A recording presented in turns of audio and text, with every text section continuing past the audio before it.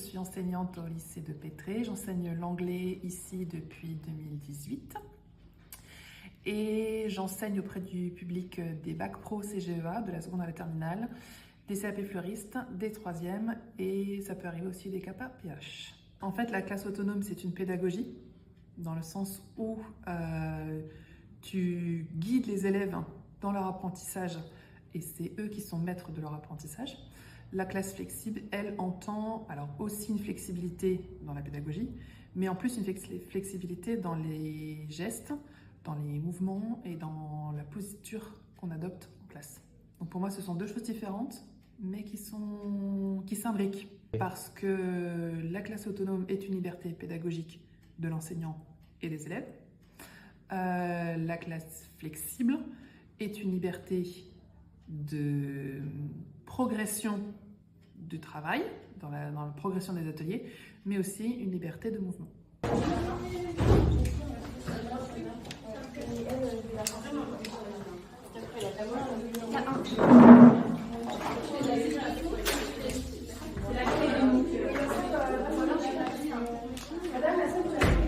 Alors déjà, j'ai une phase où quand elles arrivent, bon, je fais l'appel comme d'habitude, et j'ouvre mon armoire avec mes affaires, là où je stocke toutes mes affaires, je les installe, et pendant que je les installe, j'échange avec elles. Bon, bah alors aujourd'hui, voilà, l'objectif c'est de faire 1 ou 2 ateliers, suivant où vous en êtes, etc. Hop, j'ai vu qu'il y en avait quelques-unes qui avaient bien avancé, il y aura des évaluations aujourd'hui, donc si vous êtes prêtes, venez me voir. Et une fois que j'ai dit ces 2-3 choses, hop, c'est parti. Et elles se lèvent, elles y vont.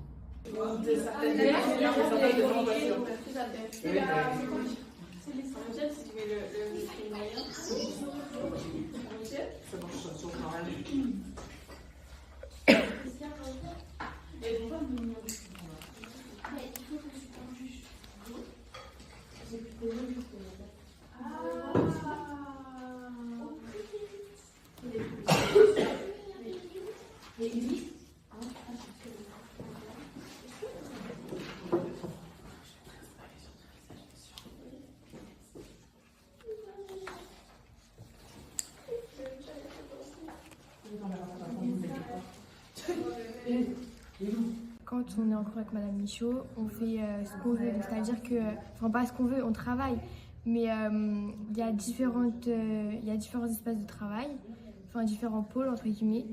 Il y a un pôle avec des chaises roulantes et des tables. Après il y a un autre pôle où il y a un canapé avec des fauteuils. Il y a un autre pôle avec des tables en marguerite, enfin on appelle ça comme ça.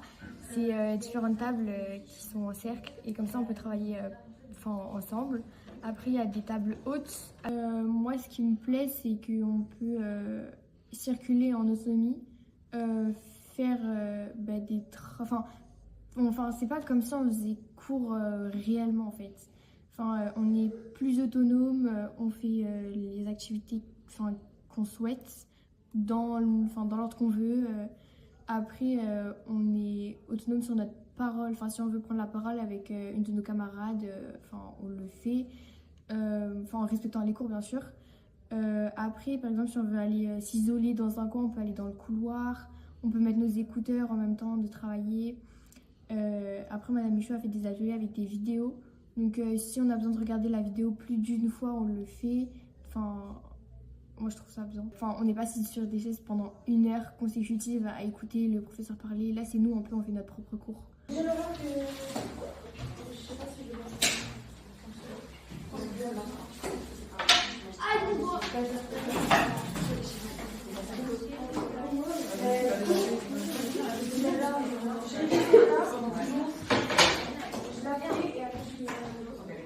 Au départ, c'est le hasard de ces découvertes sur les réseaux sociaux. Et en fait, tout de suite, ça a fait écho en moi avec les élèves d'une certaine classe en particulier que j'avais eu en seconde. Et je me suis dit, oh là là, mais oui, en fait, c'est ça. Ils bougent tout le temps, ils peuvent pas se tenir, ils ont besoin de rester assis pendant 1 heure, écouter un professeur dispenser son cours, même si déjà j'étais dans la pédagogie d'action, puisque régulièrement, c'est eux qui viennent au tableau écrire, c'est eux qui proposent des choses. Et moi, j'étais déjà dans l'accompagnement jusqu'à présent, Mais je voyais bien que quand il y en a un au tableau, les autres, ils sont là, ils attendent. Alors, soit ils attendent que ça se passe, soit ils bougent dans tous les sens, il faut que ça parle, voilà, ils ne peuvent pas se tenir. Donc, je me suis dit, ah ouais, peut-être avec cette pédagogie-là, en fait, ils vont avoir une responsabilité dans leur apprentissage. Et là, au moins, ils vont pouvoir être canalisés sur leur comportement ou justement adapter un comportement qui soit moindre, mais qui favorise leur apprentissage. L'atelier, c'est ça que tu l'as fait? Non. Madame, là, je me m'entraîne à guitare sur le préféré. Ouais. Et après, je peux continuer mon oral de côté écrit. Et du coup, des fois, quand elle me demande une phrase, elle essaie de le décomposer. Puis, ah, mais tu l'en as écrit. Du coup,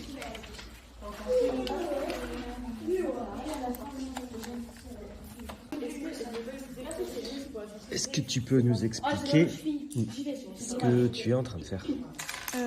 En fait, on travaille sur le prétérit et on a des éléments pour constituer une phrase avec des verbes réguliers, irréguliers, au négatif et à l'interrogatif. Et là, on fait des exercices pour s'entraîner.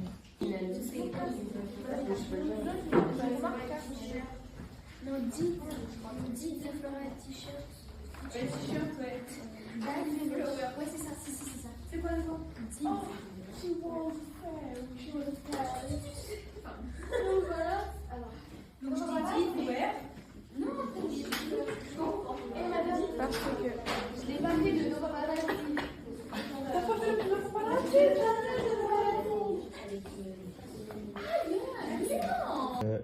Qu'est-ce que tu observes comme changement dans le comportement des élèves par rapport à avant ou par rapport aux autres classes avec qui tu travailles pas en classe flexible? J'observe beaucoup de coopération. Déjà, c'est un des maîtres mots. Je leur ai expliqué dès le départ que dans cette salle, on pouvait travailler à 2, à 3 ou à 4, si c'était bénéfique. Que si c'était après la foire d'empoigne, je me réservais la liberté de casser les groupes et de repasser en mode classique. C'est un peu la carotte et le bâton en fait.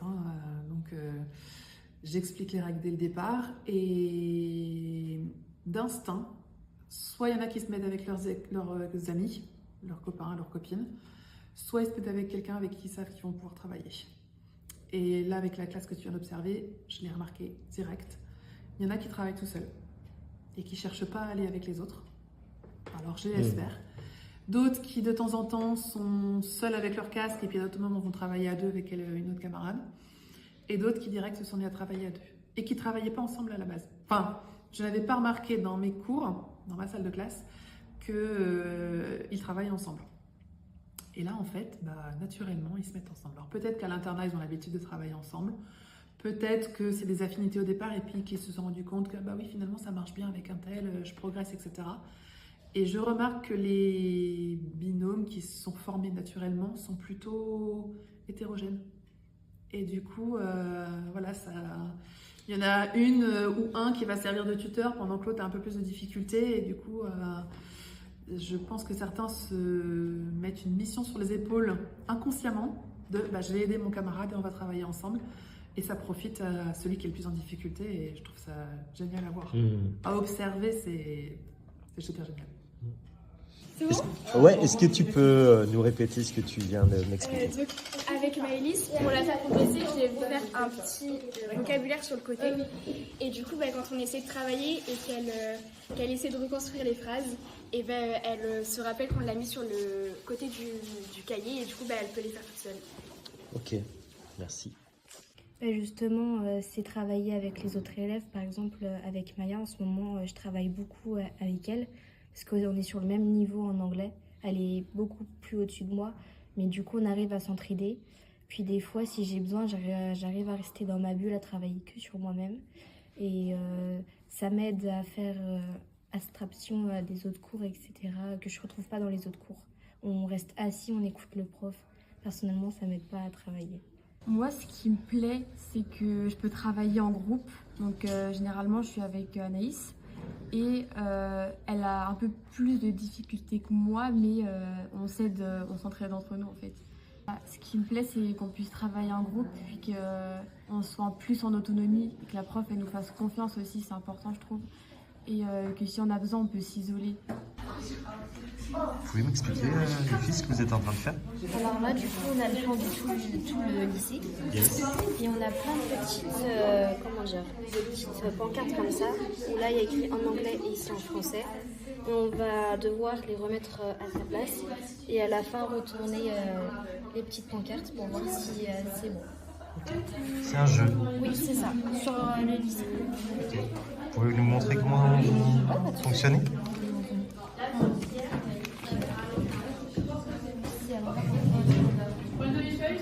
Ok. Là, par exemple, il y a le mot, je vais devoir le mettre ici. Et en gros, à la fin, on va devoir que c'est le self. On le met là où il y a le self. Ok. Et le mot en anglais, c'est? Connected.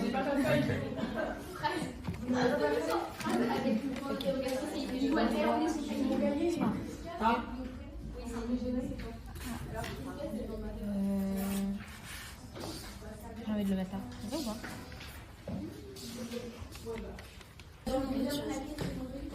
Comment? Tu fais beaucoup de choses? Moi j'aime bien justement jouer parce que ça amène un peu de la petite. Et moi j'aime beaucoup ça parce que justement comme je suis assez active en général et j'aime bien faire plusieurs choses à la fois. Du coup ça m'aide beaucoup, surtout quand je joue avec des gens. Ok. Tu m'avais parlé de la compétition, je crois que tu m'as dit ça. Tu peux me dire, tu peux m'en parler de ça? En fait, je suis assez compétitrice. J'aime bien justement jouer, ça me stimule beaucoup. Et du coup, dès que justement je rentre en compétition dans un jeu ou un truc comme ça m'aide encore plus et je suis plus motivée. Ça dépend des classes. Par exemple, celle-là, je tourne autour de 14 de moyenne actuellement, sur du vocabulaire, sur des choses qui parfois sont barbantes à apprendre. Étant donné qu'elles apprennent quand elles ont envie, entre guillemets, hein, bien sûr, si elles veulent faire l'atelier 1 et d'autres veulent faire l'atelier 3, je les évalue en fonction du moment où elles sont prêtes. Je vérifie quand même quand l'atelier est fini, je note la date, bon, à telle date l'atelier est fini, donc il va falloir que je prépare l'évaluation, je leur dis attention, vous me dites quand vous êtes prête, et sinon si vous n'êtes pas prête, moi il y aura le coup près. Et d'elles-mêmes, elles viennent me dire, madame je suis prête, est-ce qu'on peut m'évaluer sur telle ou telle chose?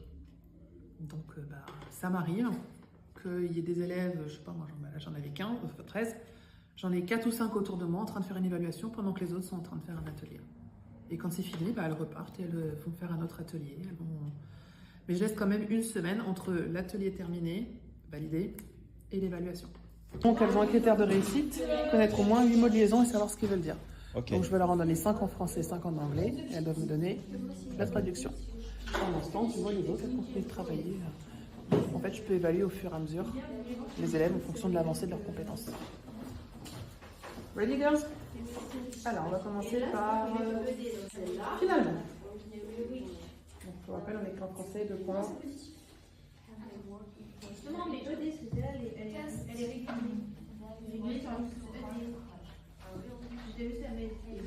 Après.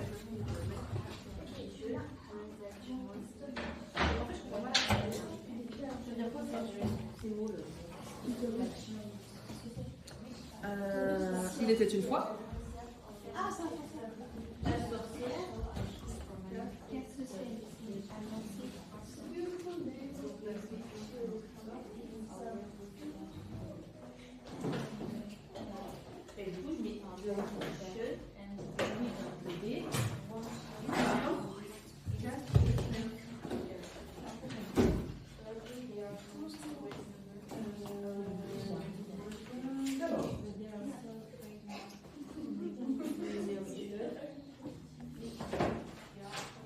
Je pense que je travaille beaucoup plus du coup. Et ça m'aide justement à la mémorisation, donc oui. Oui, je pense déjà que ça nous motive un peu plus entre nous à aller en cours, vu qu'on sait qu'on va passer un bon moment. Ça m'aide à mieux me concentrer, oui, puisque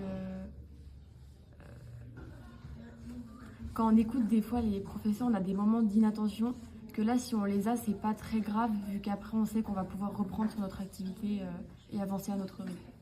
Oui, totalement. Vu que je travaille à mon rythme et qu'on a des cours où il y a quand même la prof qui vient nous voir, je trouve que je comprends mieux, je prends le temps de comprendre, je suis pas trop vite.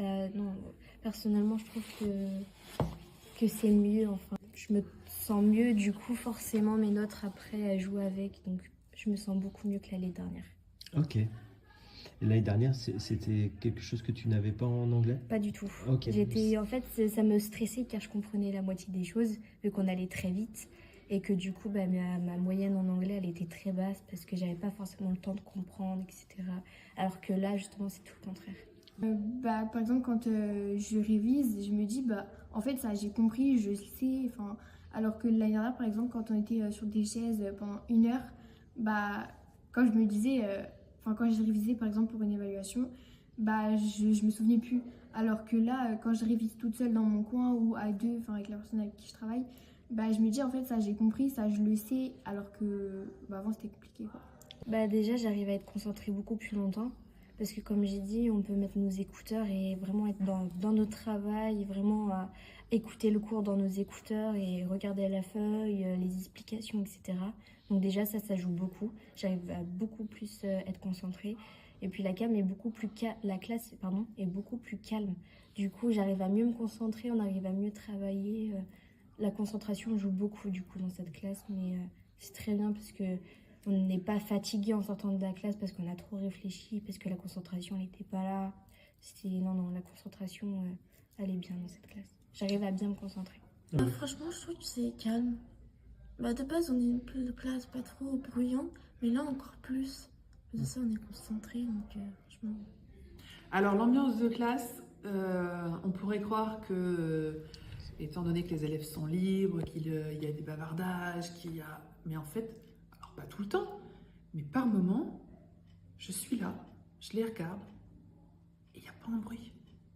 Ça travaille dans le silence. Je suis tellement étonnée d'ailleurs que je dis, il faut que je fasse une petite vidéo pour immortaliser ça.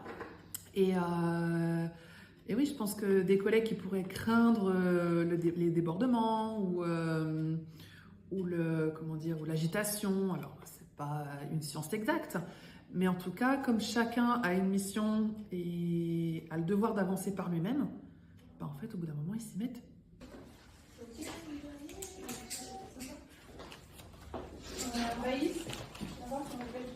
Moi? Oui. Ça arrive.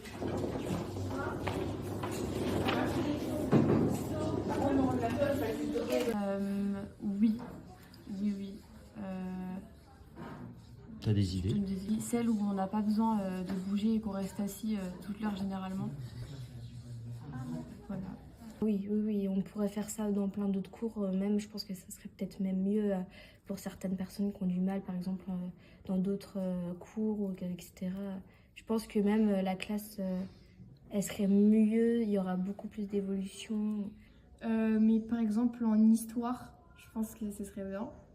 Pour moi, je pense que ce serait bien parce que j'ai du mal. Et après, oui, je pense en biologie ou des cours classiques en fait.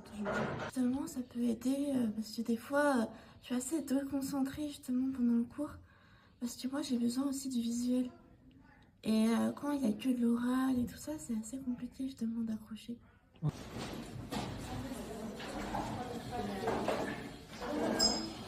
Déjà, c'est l'état d'esprit. Il faut avoir l'état d'esprit ouvert. Lâcher certains automatismes que nous avons appris en tant qu'élèves et en tant qu'enseignants.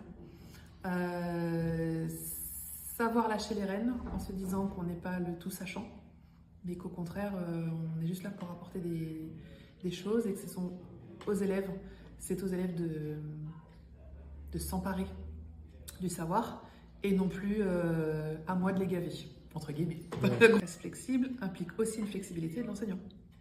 C'est pas que les élèves qui sont flexibles et qui sont libres, c'est moi aussi, je bouge, je suis pas derrière mon bureau pendant 1 heure, en fait, je bouge, je tourne, je vire, je veux voir ce qui se passe.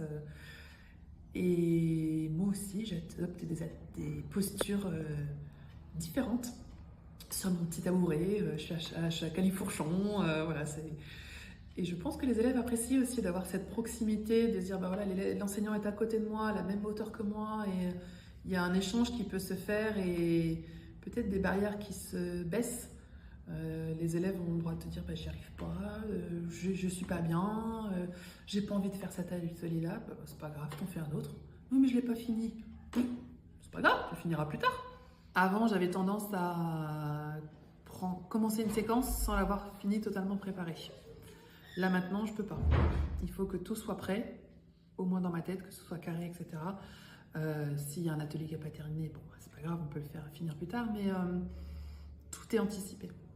Et en fait, quand je rentre chez moi, j'ai plus, à part les copies à corriger, c'est tout ce que j'ai à faire. Et le suivi. Donc, ça demande un gros travail de préparation au préalable, un gros travail de création d'ateliers, d'imagination. Voilà. Est-ce qu'on va faire un atelier avec des cartes? Est-ce qu'on va faire un atelier avec des drapeaux? Est-ce qu'on va faire un atelier avec le téléphone pour les élèves? Mais il faut tout préparer, tout écrire, toutes les consignes que j'aurais pu donner à l'oral avant. Là maintenant, il faut que je les anticipe. Je ne peux plus improviser en fait. Il faut que j'anticipe, mais me dire, ah oui, il faut que je pense à leur dire qu'il faut faire ci, ça, ou à leur écrire qu'il faut faire ci, ça. D'où les feuilles de route pour certains ateliers, où il y a une progression à faire dans l'atelier. Là, il faut tout penser. Donc, il y a des oublis, mais en tout cas, oui, il y a beaucoup de préparation au préalable, et après, j'arrive en cours, je suis tranquille en fait. Je sais que tout est prêt, je sais que tout est dans la salle, et je sais que ça va rouler, quoi, et que je n'ai plus qu'à accompagner les élèves dans leur acquisition.